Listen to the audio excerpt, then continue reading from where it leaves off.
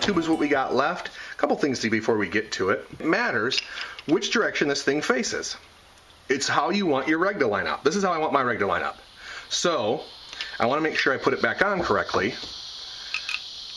I try to lay it down in a way that remembers, although you get a 50-50 shot no matter what. It's not that big of a deal. It seemed a lot more tight than it should have been. I gave it the hand of Thor last time, apparently. That's got a simple, not wanting to come out. There we go. Shoulder bolt there, Allen key. That is a 3/16 Allen key that goes into. And there's one static O-ring, static meaning not moving O-ring, inside of there. I always lube that, probably not even necessary, but I do it when I put it back together, and you can see the lube here, around here. So I just clean that off, old lubrication. You can run Q-tips in here if you desire. These are the grip frame screws from the grip frame video that we left on, okay? They come in different lengths. The longer one is up front. The shorter one is in the back, and that's how you want to make sure you replace them. If you get them backwards and you get the longer one in back, the marker won't pump. You'll push the hammer back and it will hit that screw in the screw hole, and if you're pumping like 1/8 of an inch, all of a sudden, turn your screws around here. That's your problem, okay? Love to tell you I never did that before, but I've certainly done it, so, and still do it every now and again. And I keep showing you the Series 6.5 because it's a very similar marker. The 6.5 doesn't have a vanity cap. Can you see that there? Yeah. The 6.5 doesn't have a vanity cap. The T2 does, and it takes and this was genius by them to do this, a 1/4 inch to take off. The reason for that is so that you can still insert to turn up and down your velocity using the spring a 3/16. Can't use a 3/16 past a 3/16. So you use a 1/4. It's literally like a turn and a half to get this little vanity cap off. It has a static O-ring as well. Then you're to a 3/16, which pulls the IVG out. 1, 2, I'm about 3 turns from flush, not quite. I always count that so I know what to put it back at, okay? That's the IVG, Internal Velocity Governor, and I'm not sure who named that one. I think that comes from the Cocker days. Now I say that as if, you know, the first marker was a Cocker. The first marker was a Sniper and it was a pump, and they made it an auto Cocker. Anyway, spring comes out. It is a different spring than the Series 6 spring, and also the hammer is different than a stock Series 6 or Series 5 hammer. Now another thing that I do is I count the number of turns to take out the hammer. This is the lug that's in the bottom there. You want to turn that out so it's going to hit back here and not let you take it apart. So I do 4 turns. 1, 2, 3, 4. Hammer dumps right out. Check that immediately for cleanliness, and this was a little dirty. I don't run mine with any lubrication on it, but you don't want it to get dirty. Also, I'm going to buff it at this point. You can see a few striations, and it's a little dirty. I'm going to make sure that is super clean so that it is as smooth as it can be. The next part is 2 screws here. The first one you're going to take apart is with a 5/64, and that simply comes out. It's a little grub screw. What that is doing is that there is a valve retention nut in there that holds the valve retention nut in place. Remember this tool I talked to you about? The Cocker valve tool, Sniper valve tool. That fits in here, and you can see why it's bored out on the end. If you look in there, you see that the valve stem, you need to go over the valve stem to get that into the bolt that holds the valve in. A couple of turns on that, and it should come right out. For whatever reason, Chipley makes them red. You can see then where that used to seat, the grub screw. So we almost have the valve out. We need to take one more out, and that's a 5/32. A 5/32. This is the valve retention nut, which comes sort of chamfered on the end there. Clean that all off, set it aside. Now there's nothing stopping this valve from coming out. I was going to say except for tension. And normally they hold right in place and they sit in there. You might have to give it a couple of taps on your tabletop. And what I do is I keep a piece of leather around for that so that I can cap it on there and I'm not marring the bottom of my gun. Okay? So a rag, whatever you want to do, and that should fall out. Okay? So that comes apart. One static O-ring there. Check it for nicks. It will leak out the back of the marker if this O-ring is bad. It rarely goes bad because it's static. It just sits there. But I'll give that a little dollop of hater sauce when I put it back together. There is the valve return spring. It's a Chipley valve return spring. Some guys mess with the springs, man. They want to tune theirs and their way. Not me. Chipley's valve springs, I think, are pretty much right. And call me a fanboy, I really don't care. But I like them. I like them that way. Another thing I'm going to do is I'm going to polish that pin. The pin slides on this valve, so I want it to be as smooth as possible. Call me anal.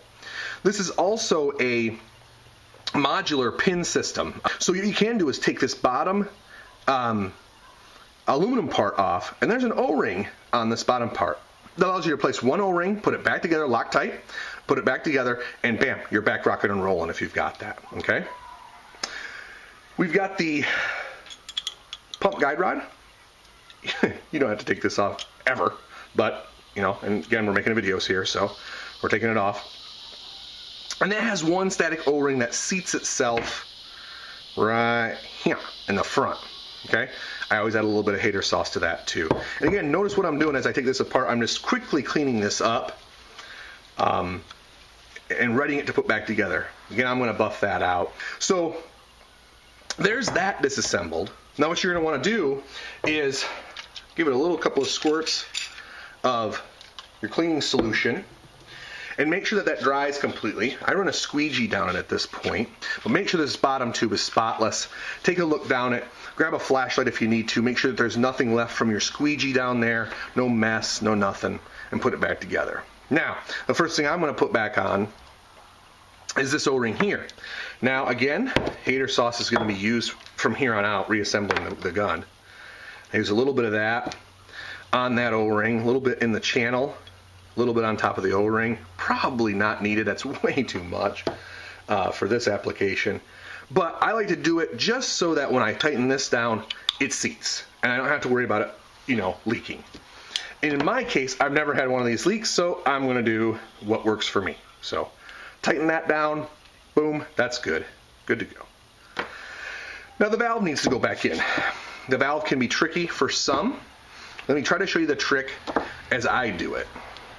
Valve stem goes back into valve, okay? Valve spring goes on here. This valve retention nut goes on here. That's the way it wants to go back into the gun. But if you're trying to drop it all in from the top, you know, that's going to happen, and you're just going to get frustrated. So what I do at this point is I turn it kind of upside down. I turn that on its end, hold all that together. I line up, not the hole, but this part where the screw goes in, with the bottom part of the body. And then I slide this over. I usually do it vertically, but to show you guys, like this, and start tightening. Now notice, you're going to see in a second here, the valve hole start to turn around.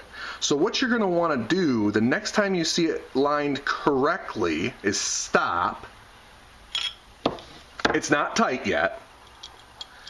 Put this in, which is again the valve retention grub screw, and snug that up if I can find the right wrench. I need a 5/32. There it is.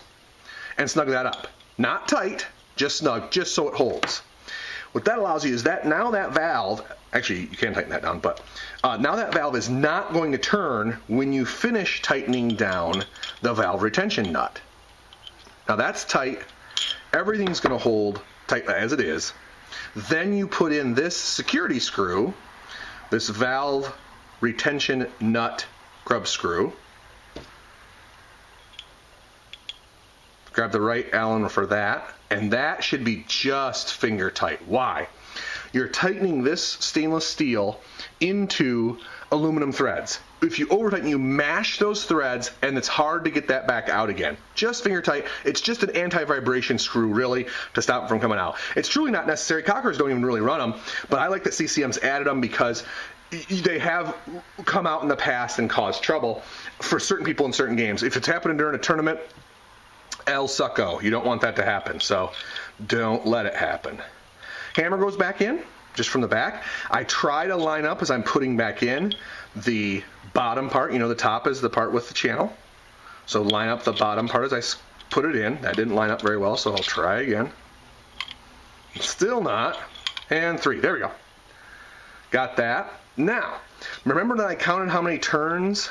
I'm going to count the same amount of turns because that will effectively almost time the marker for me when I put it back together. So 1 full turn, 2, 3, 4, and that's going to about be right. Another way you can do that, and this is going to be a little tough to see in the video, is you see this rub on the side here that I'm pointing to?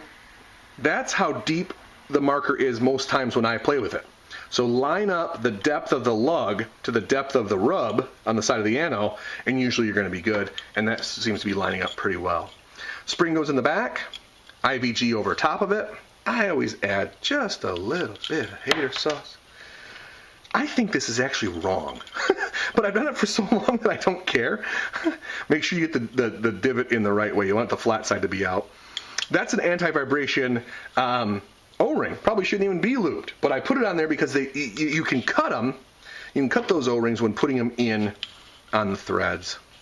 Now, what did I say? 3 from flush, just about. 1 full turn, 2 full turns and a half, and that'll be about at the right feet per second when I put it back together. Vanity cap goes back on the top. 1/4 inch screw holds that down, and it seems like it's a little shy, so I might not have my IVG in deep enough. I'll give the IVG another half turn. Tighten down this vanity cap. Sure enough, that was it. So it's now flush and good to go. Now, a little bit of hater marmalade on top of here, and put this back together. Now, the thing you've got to do again, like I said, is make sure you got your ASA right to line up your rag. And I've got it wrong. I want it there. So, remember that. Take the rag back off. Drop in the shoulder bolt, 3/16 Allen key shoulder bolt. Drop that in there. Grab my 3/16 and snug that up. Then I'm going to double check that, just to make sure that I'm right. Hopefully no hand of Thor that time. And this goes in here.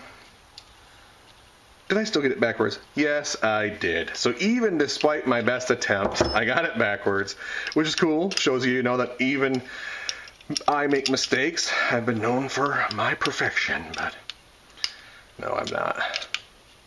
Loosen that up, and what you do is you just loosen that up enough to get it to turn. Boop, it turns around.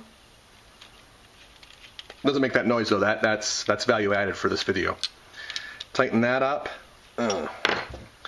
Again, I put an O-ring on there. Put this down. When I put my rig back in for sure, I'm going to put a little bit of hater sauce back on there, but I'll show you that during a full reassembly. And then one of the last videos. And then now that lines up perfectly. So that's your bottom tube, disassembled and reassembled and lubricated. Again, I'm not running the hammer with any lube on a 6 or Series 5. You might see me put on there in other videos. I'm not doing it in a T2, and I'm not doing it in a 6.5 or any other half block gun. I run that dry.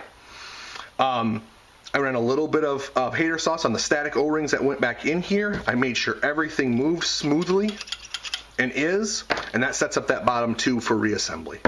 On to the regulator in the next video. See you then.